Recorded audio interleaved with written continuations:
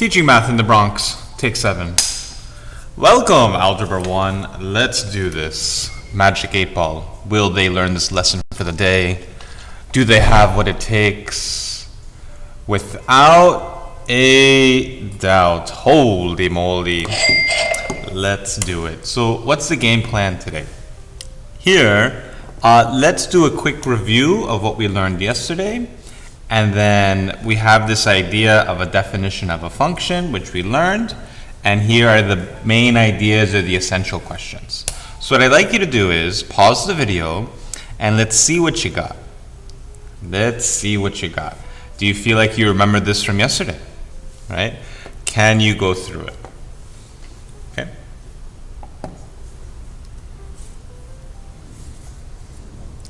All right. Time to take the Rolex off. Let's take a look. Let's take a look. So for the first question, here, this is a review from yesterday. You have this, if you say fx, no fx. F of x equals negative 3x plus 5, right? So how do you read this? This is f of negative 2, right? This is how you read this. What is this question asking when you have f of negative 2? Well, when x equals negative 2, what does y equal? Right? That's what the question is asking. Evaluate f of negative 2. Well, if I know that f of x is equal to negative 3x plus 5, if I have f of negative 2, well, that means x equals negative 2. And anywhere I see x, what am I going to do? I replace it with the parentheses, put in the negative 2 plus 5, and now I need to evaluate it, right? So then here, let's take a look. This will be negative 3 times negative 2, which is positive 6, plus 5 equals 11, right? What does this 11 represent? That represents our y value. Now, visually, holy moly, what does this represent? This should not be 9. This should be 11. That's a typo. Bad, Mr. G. So here, when x is equal to negative 2 and this y is equal to 11, what does it mean visually? Well, I have the picture. This is my x, this is my y. Where is x equals negative 2? It's over here. Where is 11? It's up here. We have a point. We have a point, right? You have negative 2 comma 11. Oh, sorry. You have a point, negative 2 comma 11. So you have x equals negative 2, up 11. This is visually what is happening, right? So this is what we talked about yesterday, right? We talked about how do you read it, what is the question asking, how do you evaluate it, what's the picture. This is super, super, super important, okay? What's the game plan for today? We talked about this idea of a function, right? And what is the idea of a function? Each x has one and only one y value, right? That's the definition of some f of x, right? Remember where you have the machine, right? You put in x and you get a y. So think of that machine.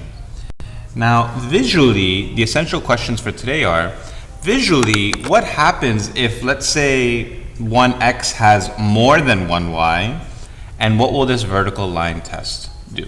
Okay, so let's take a look. Let's turn the page. And let's take a look at this beautiful worksheet that Mr. G always custom makes for you. And let's take a look. Here, we have this picture over here, and we have this picture over here. So what's happening? You have this set A, you have this set B, you have this set A, and you have this set B. So notice that these questions are for this picture, and these questions are for that picture. Well, what does the first question say? It says, what is the domain of this relationship, right? Do you remember the idea of domain? Do you remember the idea of range? For big brownie points, if you could show me your notebook If you could show in your notebook the definition of this, you will get a prize. I need to see it though. I need to see your notebook with these definitions, and then something good might happen. Okay? So let's take a look. Here, what is the idea of a domain? Domain are all my possible x values, right? So here, when I take a look at this picture, you see how you always have left and right? Here are my x values. Here are my y values. Here are my x values. And here are my y values, right? It always has that relationship of x and y. So then what is the domain of this relationship? Well, what are my x values, right? It's just 5, 8, and -2. Well, what's my range, right? My range are my possible y values, right? So what are the y values that I have? I have 7, -4, and 4. Okay. Well, how do I label this as a point, right? How do I label it as a point?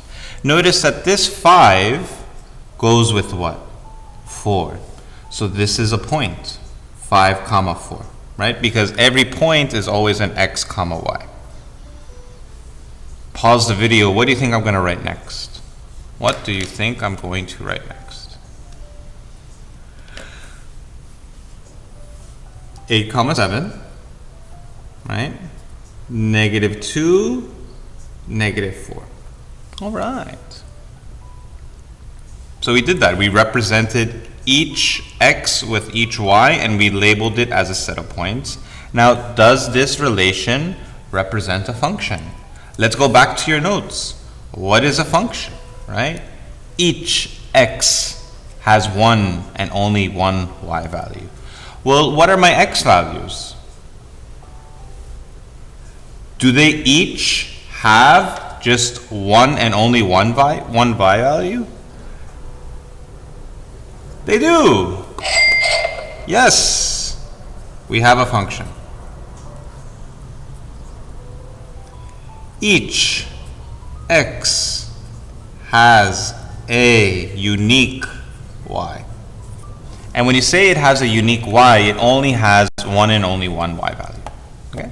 We'll try it for this one. Try it for this one. The same thing we did here. Why don't you try over here, and let's see what you get.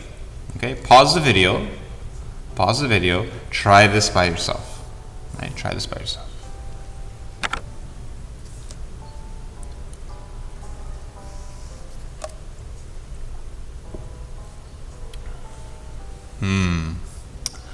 Well, what's my domain, right? Here are my x values. So it's -4, 9, and 1. What's my range? -3, 6, and 2, right? And also this -1, right? Okay. We'll label it as a set of points. So notice when you look at the arrows, this -4 goes to -3, so that's a point.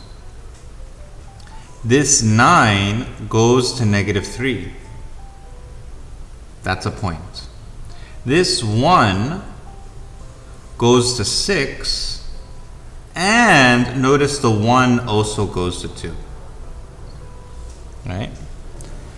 Does this relation represent a function?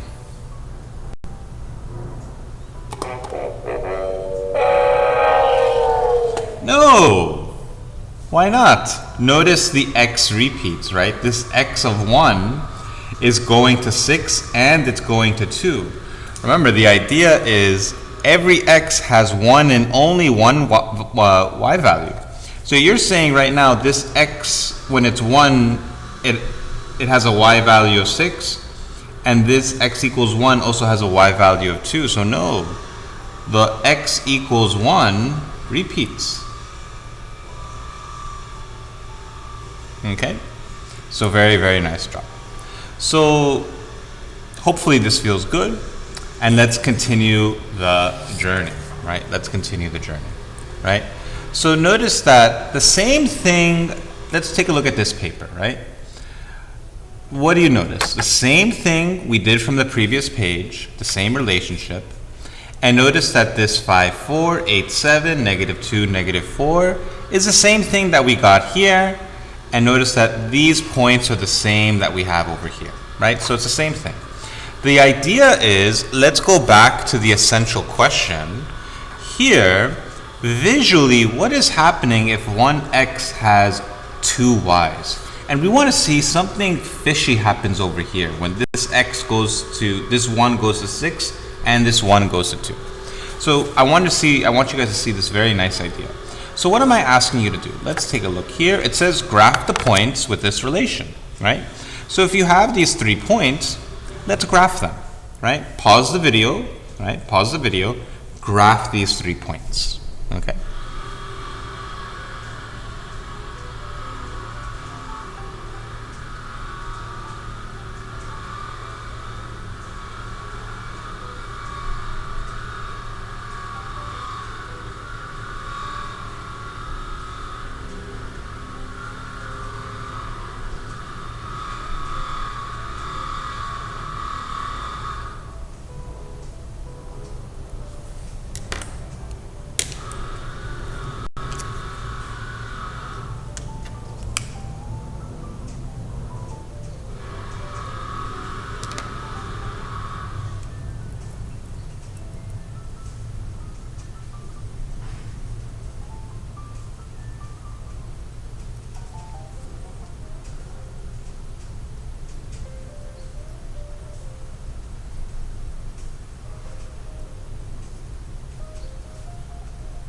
And just for fun, I labeled it ABC. Okay, so let's assume you graph the 3 points, right? What am I asking you to do? Draw a vertical line through each of the points. Remember, when I say this word vertical, vertical is up and down. What is the word for left and right? Horizontal, right? So let's imagine we're going to take every single point and I'm just going to draw a vertical line through each of the points.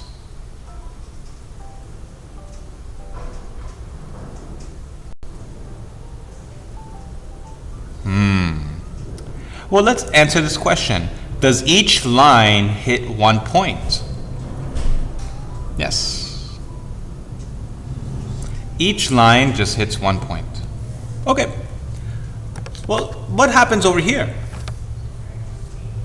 What will happen over here? Pause the video, try this on your own, graph each of these points. Let's label them A, B, C, and D. Graph each of the points, and then draw a vertical line through each of the points. Does each line hit 1 point? Okay.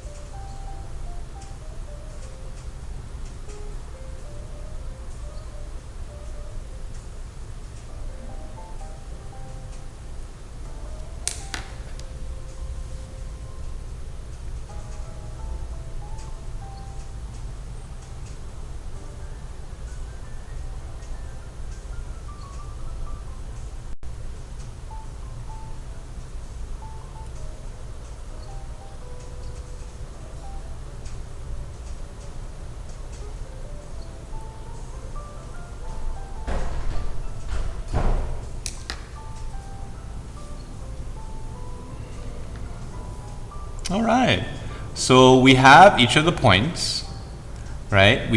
Now what should we do? Let's draw that vertical line. So, I draw a vertical line through A. I draw a vertical line, what's happening? Does each line hit 1 point? Notice that this line is hitting 2 points, so no. So then, what can you determine? What can you determine? So do you remember on the previous page? Remember, does this represent a function? Yes. And why does it represent a function from that previous page? Because each x has a unique y. Does this relationship represent a function? No, it does not. So the idea is, if we have this vertical line test, right? If we have this vertical line test, if you draw a vertical line anywhere on a graph and it intersects more than one point, the graph is not a function, or this relationship is not a function, okay? And the question is, why? Why is this not a function? Well, visually, what is happening if, for example, let's take a look at this picture. Function or not? Just by looking at it, right? Let's play a little game. Is this graph a function? Notice that if I draw a vertical line anywhere on the graph, and if it hits 2 points, then this is not a function, right? And why is it not a function? Well, let's take a look. If I hit this point, notice what is this point? It's 3, 5. Well, what's this point? It's -3, 5. I'm sorry, no, pause. I'm so sorry. The other way around. 5, 3, sorry, the coffee did not kick in yet. And the other one is 5, -3. So notice that if this x value of 5, notice what happens. It has 2 y values. It should only have 1 y value, okay? So that was the main idea of today. That was the big lesson, right? And I hope it went well. Each x has one and only one y value, and here you want to do the vertical line test, okay? Hopefully that made sense. And what I'd like you to do is try this page on your own, right? Try this page on your own. Here you have a picture, here you have a picture. Explain visually why this graph is or is not a function. And then algebraically, why is this or not a function, right? And then try and go through this as well. The goal for today is, once you're done with this, your homework will be Delta Math number 2. Delta Math number 2. Okay? It'll be in the Google Classroom. I hope you enjoyed.